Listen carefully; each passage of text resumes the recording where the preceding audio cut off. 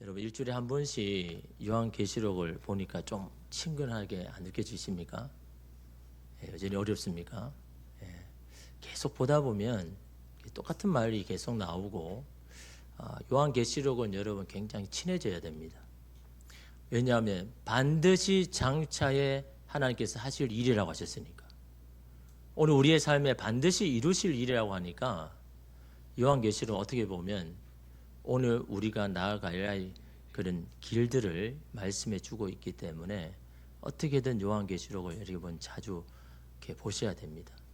여러분 새벽 기도에 나오시는 분들은 아마 1년에 이렇게 3도 가는 우리 그 성경 읽기표가 있잖아요. 그 읽기표대로 제가 설교 말씀 본문을 잡습니다. 그러다 보니까 요한계시록은 1년에 뭐 한 6일 뭐 이 정도밖에 이렇게 보기 어려워서 사실은 매일 그것도 매일 나오시는 분이야 1년에 한 번 6번 정도 요한계시록을 이렇게 한번 보지 6일 정도.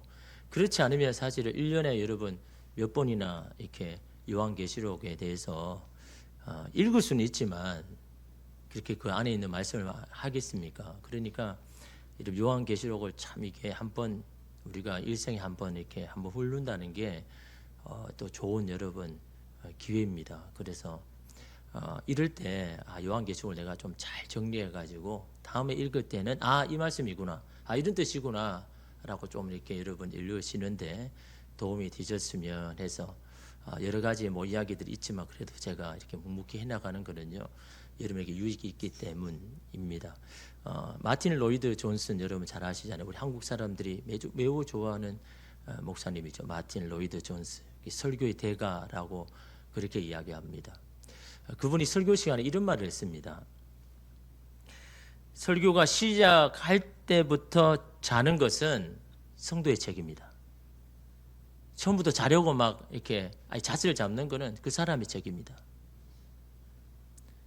근데 설교 중간에 자는 것은 내 책임이다. 설교자의 책임인 거죠. 막 안 자려고 막 몸부림을 치는데 중간에 어쩔 수 없이 자게 만드는 것은 그 목사의 책임이다. 이 말은 말씀을 잘 전달하는 것도 말씀을 잘 받아들이는 것도 서로 노력해야 된다는 겁니다. 전하는 사람도 노력하고 말씀이 듣는 사람도 노력을 해야 된다는 거죠. 그런 노력 없이 그 말씀이 내 안에 유익이 될 수는 없는 거죠. 전하는 사람이나 받는 사람이나 다 노력을 해야 되는 거예요. 그냥 가만히 이렇게 받아 먹으면 여러분 그게 먹을 수 있겠습니까? 받아 먹으려고 막 애를 써야 되고 주는 사람도 막 애를 써야 되고. 제가 이 말은 서로 노력해야 된다는 거죠. 특별히 어려운 본문일수록 재미가 없는 본문일수록 자꾸 이렇게 막 집중하려고 애를 써야 되고 저도 어떻게든 이렇게 쉽게 하려고 또 노력해보고 그래서 여러분 이 요한계시록이 참 여러분의 살아가는데 어떤 길잡이 또 삶을 새롭게 하는 마음을 새롭게 하는 어떤 계기가 되는 그런 이 말씀이 되기를 간절히 원하는 마음으로 이렇게 준비를 하고 있는데 여러분 요한계시록을 우리가 볼 때 가장 제대로 이해하기 위해서는요 이 두 가지를 분별해야 됩니다. 종말과 마지막 날 같을까요? 다를까요? 종말, 말세라고 하죠. 그것과 마지막 날 대부분 이거 혼동하게 사용하거든요. 똑같이 사용합니다. 그래서 어떤 사람은 요한계시록에 나오는 이 재앙들이 마지막 날에 임하실 거다라고 지금과는 아무 상관이 없다고 생각하는 그런 오류를 가질 수가 있는 겁니다. 종말과 마지막 날 같을까 다를까요? 이거 분명히 해야 되는 거죠. 이거 분명히 안 하면요 요한계시록 읽으면서 헷갈리기 시작합니다. 종말과 마지막 날 같을까요 다를까요? 다르니까 제가 이야기를 했겠죠. 같으면 뭐 이야기했겠습니까? 종말은 뭡니까? 예수 그리스도의 십자가의 사건에서부터 주님이 다시 오시는 날 전까지 이게 종말이잖아요. 그래서 여러분 마태복음에 보면 25장부터 시작해가지고 그 종말을 기다리는 사람의 자세 태도에 대해서 말씀하잖아요. 마지막 날은 뭡니까? 말 그대로 예수님께서 다시 오시는 그날 역사의 마지막 종착 역사가 이제 끝나는 그 시점이 마지막 날이죠. 그래서 이런 마태복음 24장에 보면 제자들이 예수님께 종말에 대해서 물었습니다. 마태복음 24장 3절에 보니까 예수께서 감람산 위에 앉으셨을 때에 제자들이 조용히 와서 이르되 우리에게 이르소서 어느 때에 이런 일이 있겠사오며 또 주의 임하심과 세상 끝에는 무슨 징조가 있사오리까? 라고 물어봅니다. 사실 이 말의 뜻은 뭡니까? 종말의 때와 주의 임하심, 다시 말하면 세상의 끝이 같을까요? 다른 겁니까? 다르면 우리가 뭘로 할 수 있을까요? 라고 질문한 겁니다. 예수님께 이야기에 대해서 어떻게 분명하게 말씀하죠. 마태복음 24장 4절 8절 보십시오. 예수께서 대답하여 이르시되 내가 너희가 사람의 미혹을 받지 않도록 주의하라. 많은 사람이 내 이름으로 와서 이르되 나는 그리스도라 하여 많은 사람을 미혹하리라. 첫 번째 인을 떼실 때 나오는 그 말 탄 자가, 흰 말을 탄 자가 저 그리스도라고 제가 말씀드렸죠. 예수님 똑같이 이야기하는 겁니다. 그러니까 예수님께서 말씀하시는 이 종말과 지금 요한이 사도 요한이 보고 있는 종말이 똑같은 걸 지금 보고 있는 겁니다. 똑같이 이렇게 말씀하잖아요. 그죠? 난리와 난리 소문을 듣겠으나 너희는 삼가 두려워하지 말라. 이런 일이 있어야 돼. 아직 끝은 아니라 두려워할 필요가 없다라는 것. 또한 민족이 민족을 나라가 나라를 대적하여 일어나겠고 둘째 인을 뗄 때 어떤 말이 나왔습니까? 붉은 말이 나왔잖아요. 붉은 말. 한 주 동안 다 잊어버리죠. 그래서 제가 다시 한번 말하는 거죠. 붉은 말. 이 붉은 말은 탄 자는 어떤 재앙을 날립니까? 분쟁이죠. 분쟁, 다툼. 그래서 분쟁을 통한 전쟁.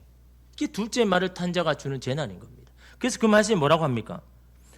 민족이 민족을 나라가 나라를 대적하여 일어나겠고 라고 이야기하죠.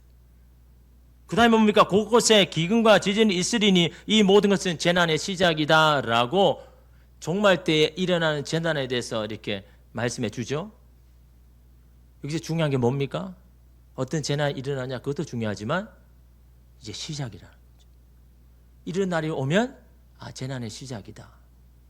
아직 마지막 날이 아니다 라고 생각하셔야 돼요.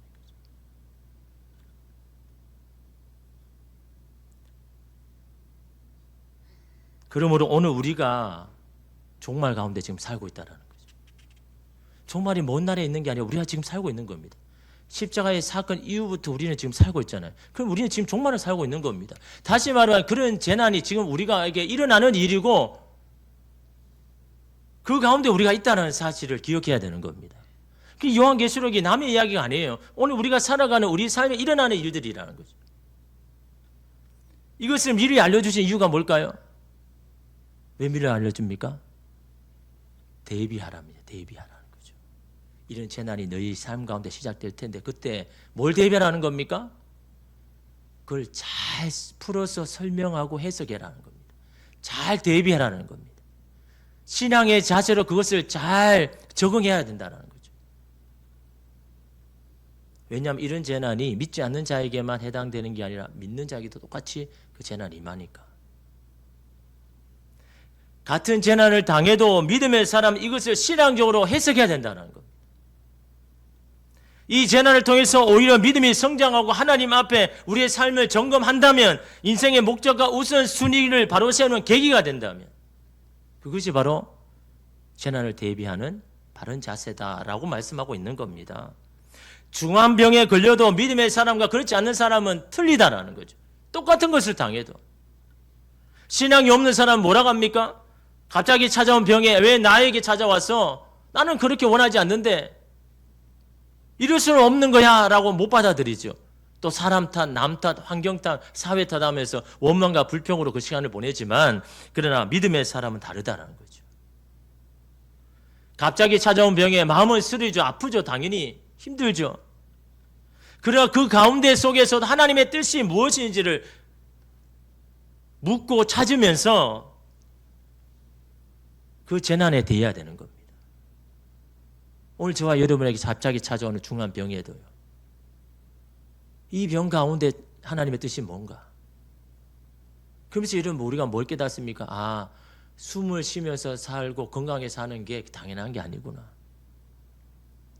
하나님이 나를 지켜줘서 지금 되는데 내가 건강할 때는 내가 건강한 것처럼 내가 그냥 숨을 쉬니까 쉬는 것처럼 숨을 못 쉴 때가 되어봐야 숨 쉴 때의 은혜를 아는 거죠. 그렇지 않습니까?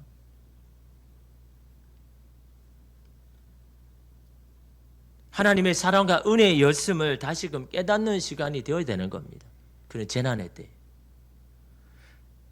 또한 하나님이 나에게 다시 회복의 기회를 주시면, 살 수 있는 기회를 주시면, 남은 인생을 주님 위해서 살 수 있는, 결단할 수 있는 계기가 된다면 그 재난 오늘 우리에게 유익이죠. 근데 그게 없으면요, 그냥 재난이 재난인 겁니다. 그냥 힘듦이 힘든 겁니다. 이 고통이 고통인 겁니다. 그냥 아픔이 아픔인 겁니다. 이건 여러분 질병만이 아니잖아요.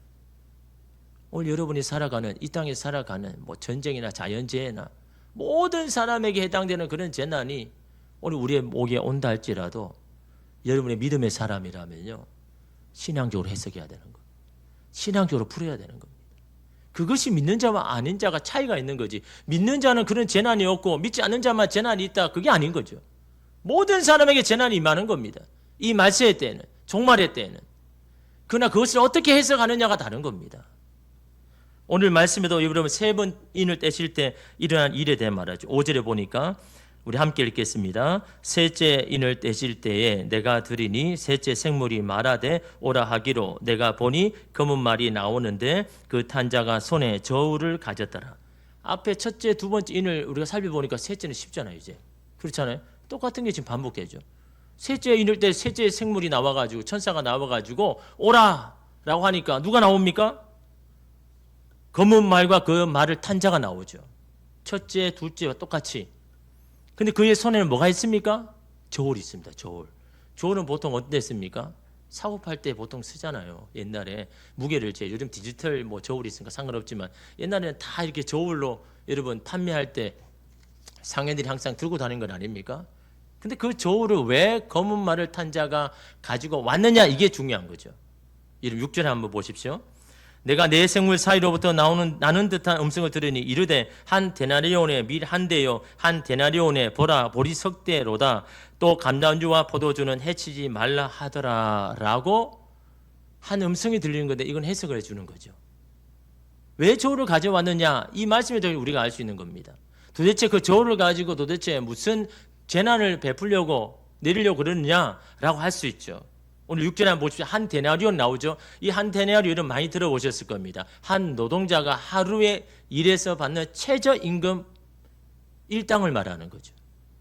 그런데 이 한 데나리온은 그 당시에 밀 8대를 살 수 있는 정도의 가치였어요. 밀 8대. 근데 이 한 대라는 건요, 건강한 남자가 하루 먹을 양을 말하는 겁니다. 그러니까 보통 때는 뭐 씁니까? 하루에 일하면 8명을 먹여 살리는 겁니다. 8대를 주니까. 근데 지금은 어떻습니까? 한 대가 몇 대로 준다고 이야기합니까? 한 대밖에 못 사죠. 원래 8대를 줘야 되는데 지금 한 대밖에 안 돼요. 안 쳐주는 겁니다. 8배나 가격이 상승한 겁니다. 그러니까 여러분, 나 혼자인 사람은 뭐 오늘 하루 벌어가지고 내가 먹고 살 수 있죠. 그런데 식구가 3명인 사람은 어떻게 합니까? 밀을 못 사 먹는 겁니다. 그는 뭘 사 먹어야 됩니까? 보리를, 더 산 보리를 사야 되는 거죠. 근데 그 당시에 보리가 지금 어떻게 싸고 옵니까? 그 당시에 사실은 이 보리는요, 한 데나리온에 48대를 쳐주었는데 그게 정상 가격인데 지금은 보리 3대밖에 되죠. 16배가 상승했습니다. 그러니까 여러분, 식구가 3명인 사람은 그래도 보리 먹고 사는 겁니다. 하루. 근데 13명 이상이 되는 사람은 그것도 나눠야 돼요. 이렇게 가격이 폭등한 이유가 뭘까요? 왜 가격이 전보다 이렇게 많이 올랐습니까? 당연하죠. 수요 공급의 법칙에 따라서. 먹는 사람은 똑같은데 공급이 줄어드니까. 공급이 줄어드는 여러 이유잖아요. 뭐 전쟁을 통해서 다 그렇게 해버리든지, 아니면 뭐 가뭄이 들어가 흉년이 들어가 그러든지. 다시 말하면 이 검은 말을 타고 온 자는 뭘 지금 재난을 줍니까? 기근이라는 때를 주신 거예요. 기근. 기근을 재난으로 이렇게 주는 겁니다.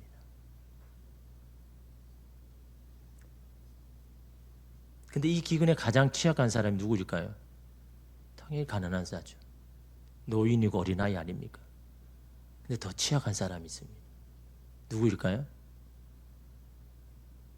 예수 믿는 사람들이에요. 그 당시 재난이 오면, 기근이 오면 이들은 예수를 복음을 여러분 지키기 위해서 상인조합에도 가입을 못하는 겁니다. 상인조합에 가입해야 그나마 팔고 먹고 뭐 이렇게 하는데 그것조차 못합니다. 박해 때문에 이러면 도망 다녀야 됩니다. 그러니까 이러면 기근의 때는 그 사람들이 제일 힘든 겁니다. 여러분 보십시오. 믿지 않는 자들에게 지금 재난을 내려고 이렇게 하는데 어떻게 그 재난 때문에 믿는 자들이 더 힘들어질까요? 그렇지 않습니까? 오히려 그 재난 때문에 믿는 자들은 오히려 더 좋아져야 되는데 그 재난 때문에 더 힘들어요. 근데 여러분 감사한 게 뭡니까? 이 기근에도 기한이 있고 한계가 있다는 겁니다. 6절에 보면요. 또 감람류와 포도주는 해치지 말라 하더라라고 이야기합니다. 여러분 이걸 잘 해석해야 돼요. 사실 감람류와 포도주는 뭡니까? 밀과 보리에 비해서는 생필품은 아니잖아요. 여유가 있으면 사 먹고 여유가 없으면 안 사 먹어도 되는 겁니다.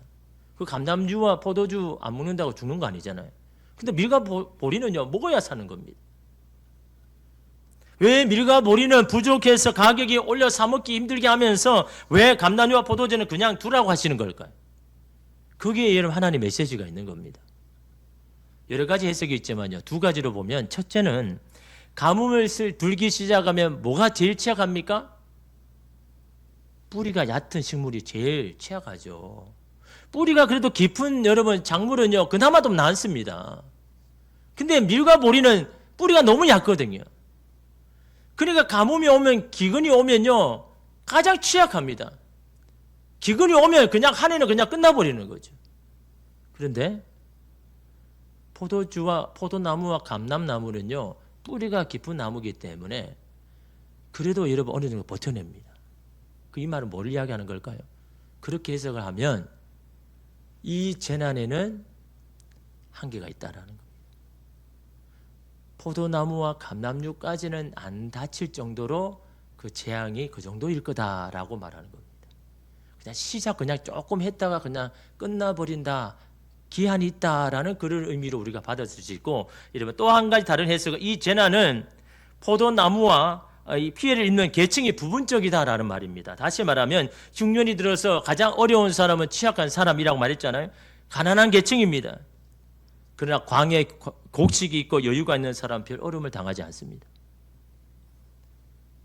이처럼 기근이라는 재난이 오면요, 그것으로 하루하루를 걱정하는 사람과 또 누가 있습니까? 충분한 양식과 안락과 향락을 누리는 사람, 그 사람과의 격차가 더욱 심해지는 건 이것이 기근의 시작이다. 재난의 시작이다. 오늘 우리의 삶에도 이런 빈부의 격차가 굉장히 심해지면 이것이 재난의 시작이다. 그렇게 기억을 해야 된다는 겁니다. 근데 기근은 역사적으로 없을 때가 없었잖아요. 이 땅에 여러분 주어지는 모든 것은 다 제한적입니다. 그렇잖아요.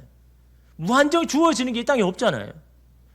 누구나 다 마실 만큼 넘쳐나는 게 이 땅에는 없습니다. 다 제한적입니다. 이 말 뭘 이야기하는 겁니까? 누군가는 많이 취하면 누군가는요 잃어버릴 수밖에 없는 겁니다. 누군가는 많이 먹으면 누군가는 굶주릴 수밖에 없는 것이 여러분 이 땅에 일어나는 모든 그런 질서 아닙니까? 문제는 한쪽으로 쏠린다는 거고, 또 하나 문제는 뭡니까? 그걸 아무런 문제의식 없이 살아가는 것. 이것이 어떻게 보면 우리 안에 재난인 겁니다.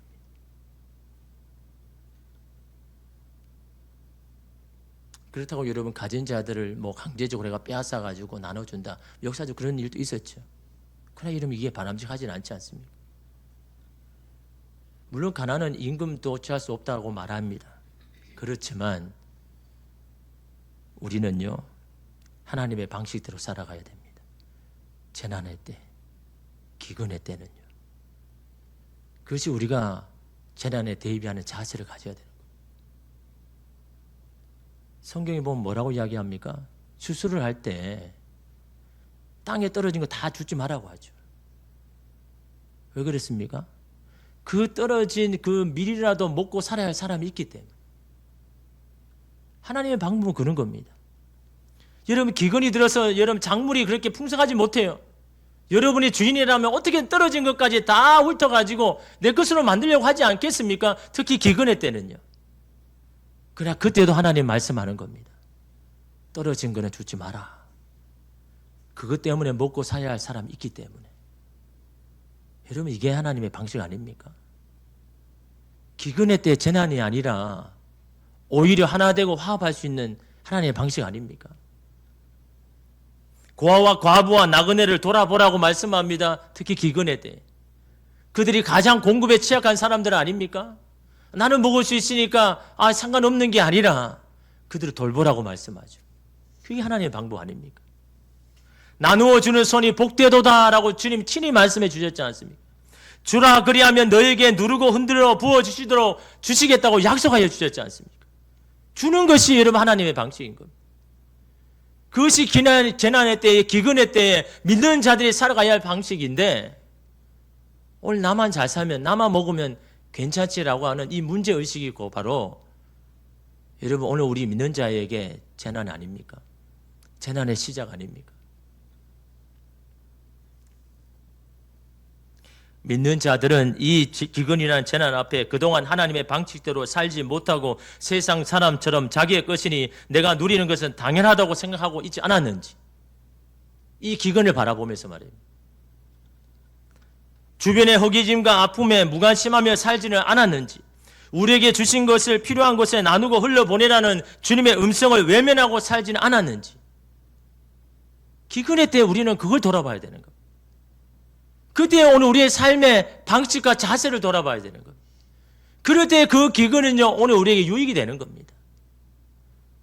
그것을 우리가 바라보지 못하면요 기근은 기근인 겁니다. 그냥 힘든 겁니다. 그냥 아프면 겁니다.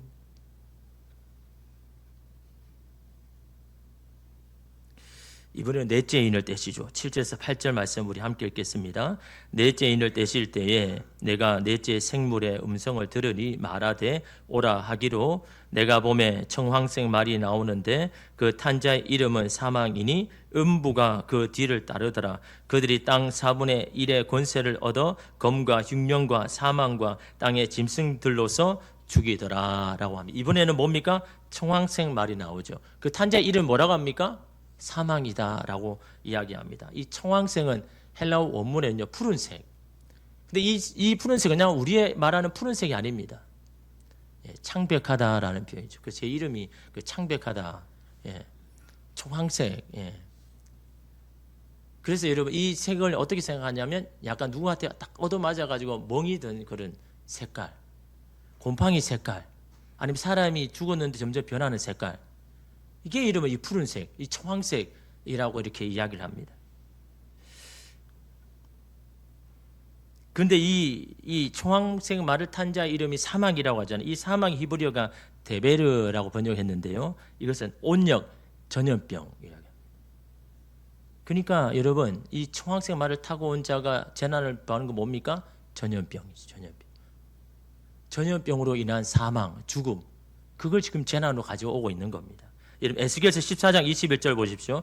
주 여호와께서 이같이 이르시되 내가 나의 네 가지 중한 벌 곧 칼과 기근과 사나운 짐승과 전염병을 예루살렘에 함께 내려 사람과 짐승을 그 중에서 끊으리니 그 해가 더욱 심하지 아니하겠느냐. 하나님께서 에스겔을 통해서 이스라엘 백성의 죄를 심판하시는데 그 심판에 여러분 도구로 벌로 칼과 기근과 사나운 짐승 그리고 전염병을 내리신다라고 말씀하죠. 또한 여러분 누가복음 21장 10절 11절 보십시오. 또 이르시되 민족이 민족을 나라가 나라를 대적하며 일어나겠고 곳곳에 큰 지진과 기근과 전염병이 있겠고 또 무서운 일과 하늘로부터 큰 징조들이 있으리라. 예수님 또한 이 말씀의 때에 큰 지진과 기근과 전염병이 있을 것이다 라고 그렇게 말씀하죠.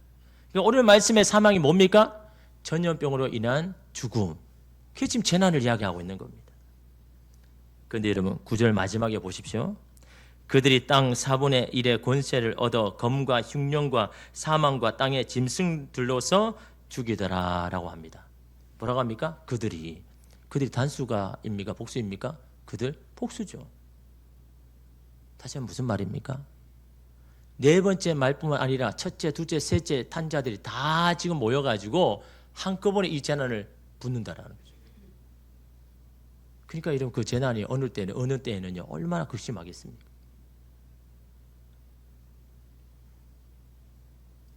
근데 그 권세는요 제한적이다, 한정적이다는 거예요. 땅 4분의 1만 권세를 받았다라고 말씀하죠. 그들이 재난을 낼 수 있는 범위는 땅의 4분의 1이다라고 말씀합니다. 물론 4분의 1만 죽어도 엄청난 죽음 아닙니까? 그런데 여러분, 그게 한정적이라는 겁니다. 무슨 말일까요? 아직 이것은 재난의 시작이다라고 하신 예수님의 말씀과 똑같은 거고, 다르게 생각하면 이제 시작인 동시에 아직 기회가 있다라는 말씀이에요. 여러분 보십시오. 이 7째 인을 그 다음에는 뭐가 나옵니까? 7 나팔 재앙이 나오죠. 그때는 그 재앙이 벌어지면 범위가 어느 정도로 말합니까? 3분의 1.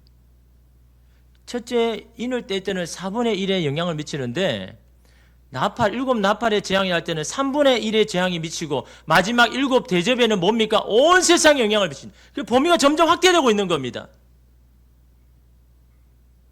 그러니까 예수님께서 지금 말씀하는 게 뭡니까? 그 범위가 적을 때 뒤돌아서라는 겁니다. 다시 신앙을 회복하라는 겁니다. 아직 기회가 있다라는 겁니다. 이게 재난이 주는 오늘 우리의 메시지죠. 예수님이 이런 이해할 수 없는 재난들을 인간에게 주신 것은 우리가 그분에게 돌아갈 기회와 여지를 주기 위함이다라고 말씀하고 있는 겁니다. 아직 전면적인 심판이 아니기 때문에. 이런 일이 재난이 일어나니까 이제 마지막 날이 됐는데 호들갑 떨 게 아니라 이럴 때일수록 나의 신앙을 점검하고 내 믿음을 점검하고 다시금 내 믿음을 세울 수 있는 기회로 삼아야 된다라는 겁니다. 그 기회를 지금 주고 계시는 겁니다. 여러분에게 중환병이 와든 물질의 큰 타격이 오든 관계에 어려움이 오든 그게 중요한 게 아닌 겁니다. 그것을 통해서 내 신앙을 점검하고 내 삶의 방향을 바꾸고 제대로 세우는 것. 이것이 여러분 재난을 통해서 우리가 배워야 되고 알게 해야 되고 깨닫게 돼야 돼요. 그게 중요한 겁니다. 우리는 무슨 일이 일어났느냐 그게 중요하죠. 힘들죠. 괴롭죠. 하나님 왜 이런 일이 내게 일어났습니까? 나는 저 좋은 걸 원하는데요 라고 하지만요. 그건 재난이 임하는 믿는 신앙의 자세가 아닌 것입니다. 하나님 이걸 통해서 내가 뭘 깨달아야 될까요? 무엇이 달라져야 되겠습니까? 무엇이 변화해야 되겠습니까? 근데 똑같다 그러면요. 여러분 심각한 겁니다. 왜 그럴까요? 기회가 영원히 있는 게 아니니까요. 처음에는 4분의 1 됐다가 그 다음 3분의 1 됐다가 나중에는 전체에 다 미치니까. 기회가 여러분 계속 있는 게 아니라는 겁니다. 이가 내가 큰 일을 만났다면 거기에 대해서 내 삶에 완전한 변화가 있어야 되고 거기를 위해서 애를 써야 되는 겁니다. 내가 달라질 건 달라져야 되고 내가 지금까지 해왔던 습관들을 끊어버리고 하나님 원하시는 것으로 변화시켜 나가야 되는 거죠. 그것이 내게 주신 기회를 선용하는 겁니다. 여러분 그런 어려움이 왔을 때 여러분의 믿음이 더 성장했습니까? 삶의 태도와 버릇이 달라졌습니까? 여러분 그것은 우리가 자신에게 그걸 물어봐야 되는 겁니다. 또 그런 재난이 왔나 또 어려움이 왔나 그게 중요한 게 아니라 거기에 대해서 내가 달라지고 내가 변화되었나 나는 그걸 통해서 내가 주신 기회를 내가 잘하고 있나 여러분 그것을 돌아봐야 되는 겁니다.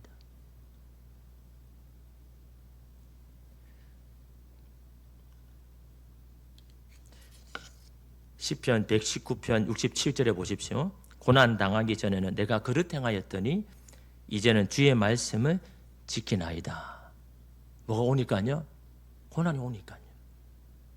고난 당하기 전에는 그냥 내가 내 마음대로 내 뜻대로 막 살았다면 고난을 내가 겪은 후에는 내가 이제는 주의 말씀을 지킵니다. 이게 달라진 거잖아요. 이 고난이 오니까 이게 내 힘으로 되는 게 아니구나. 내가 별건 아니구나. 하나님 앞에 겸손하게 살아야 되겠구나. 내게 주신 것을 감사히 살아가게 되겠구나. 이 고난을 통해서 내가 깨달으니까 그러니까 이제 주의 말씀을 지키기 시작하는 거죠. 이게 이름 달라지는 거죠. 시편 119편 71절 보십시오. 고난 당한 것이 내게 유익이라 이로 말미암아 내가 주의 율례들을 배우게 되었나이다. 고난이 유익이 되는 건요. 그게 뭐 아픔이고 괴로움이 유익이 되는 게 아니잖아요. 그걸 통해서 하나님의 말씀을 깨닫는 겁니다. 하나님의 뜻을 알게 되는 겁니다. 그럴 때 그게 유익이 되는 거죠. 그걸 못 깨달으면요, 유익이 안 되는 겁니다. 그냥 괴로움이고 힘듦밖에 안 되는 겁니다. 올 여러분에게 주어지는 게. 지금 우리가 당한 고난과 아픔과 시련과 질병이 끝이 아니라면 우리에게 아직 기회가 있는 겁니다.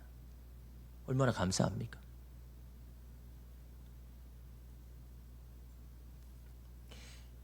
마지막 날을 향해 가는 하나님의 때에 여러분 올라타시기 바랍니다. 그 기회가 계속 있는 게 아닌 겁니다. 여러분이 종말 시대에 살아가고 있다 그러면 주님을 인정하는 것이 땅을 덮을 때까지 하나님의 심장과 마음과 손과 발을 가지고 살기를 결단해야 됩니다. 때가 너무 악하니까요. 나나 마음 편하고 우리 가정 잘 되면 그만이라는 이런 무속적인 신앙에서의 떠받치는 가치를 우리가 따라가서는 안 되죠. 그런 가치에 편성하지 말고 하나님의 나라와 교회를 위해서 오늘 우리에게 주어진 삶을 어떻게 살아갈까, 어떻게 말씀대로 살아낼까 고민할 때 그것이 바로 종말을 살아가는 우리의 자세일 겁니다. 오늘 우리는 이 땅에 살지만 오늘 이 땅의 삶이 그렇게 길지 않을 거니까. 영원히 살아야 하나님의 나라에 그것을 잃어버리고 오늘 이 땅에 이러면 살아간다면요.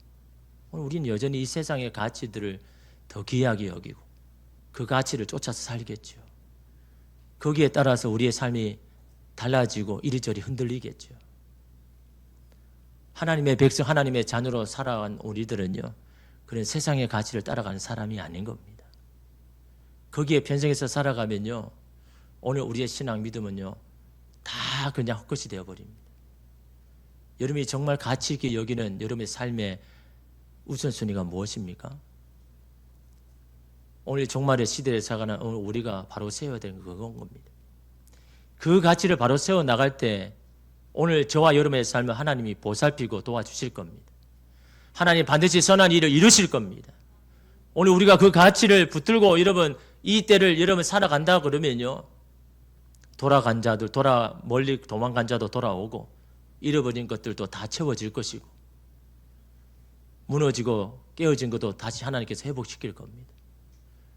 오늘 이 말씀 가운데 오늘 우리가 주님 앞에 다시 회복되어야 되고 다시 변화되어야 되고 다시 달려야 될 것이 무엇인지를 주님 앞에 묻고 기도하고, 그래서 다시금 오늘 우리의 삶을 다시금 세우고 우리에게 주신 이 마지막 기회를 다시 선용하며 살아가는 저와 여러분 되시기를 주님의 이름으로 축복합니다. 기도하겠습니다.